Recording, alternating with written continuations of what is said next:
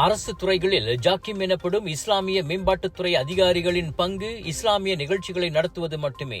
அதற்கு மேற்பட்டு கொள்கை முடிவுகளில் அவர்கள் சம்பந்தப்பட மாட்டார்கள். மலேசிய பௌத்த, கிறிஸ்துவ, இந்து, சீக்கிய மற்றும் தாவோ மதங்களின் ஆலோசக மன்றத்துடனான நேற்றைய சிறப்பு சந்திப்பின் போது அது தெளிவுபடுத்தப்பட்டது.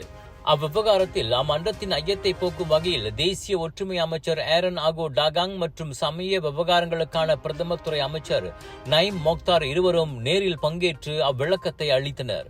தவறான புரிதலை போக்க சம்பந்தப்பட்ட தரப்புகளை சந்திக்குமாறு அவ்விரு அமைச்சர்களுக்கும் பிரதமர் ஏற்கனவே உத்தரவிட்டிருந்தார். அரசு துறைகளில் ஜாக்கிம் அதிகாரிகளை நியமிப்பது 2006ஆம் ஆண்டு முதல் நடைமுறையில் உள்ளது. அந்தந்த அமைச்சுகளோ அல்லது அரசு துறைகளோ நிறுவனங்களோ விண்ணப்பம் செய்தால் மட்டுமே அதிகாரிகள் நியமிக்கப்படுவர். நடப்பில் அத்தகைய 1250 அதிகாரிகள் உள்ளனர். புதிதாக யாரும் பணியில் அமர்த்தப்படவில்லை என்றும் தெரிவிக்கப்பட்டது. இஸ்லாம் அல்லாத சர்வ சமய மன்றம் அமைச்சர்களின் விளக்கத்தை ஏற்றுக்கொண்டதாகவும் கூறப்பட்டது. அரசு துறைகளில் ஜாக்கிம் அதிகாரிகளை நியமிப்பது அரசியலமைப்பு சட்டத்தை மீறலாம் என இஸ்லாம் அல்லாத சர்வ சமய மன்றம் முன்னதாக ஐயம் தெரிவித்திருந்தது. அனைத்து மலேசியர்களுக்கும் அரசியலமைப்பு சட்டத்தின் கீழ் வழங்கப்பட்டுள்ள அடிப்படை உரிமையை அது பாதிக்கலாம் என அம்மன்றம் விளக்கியது.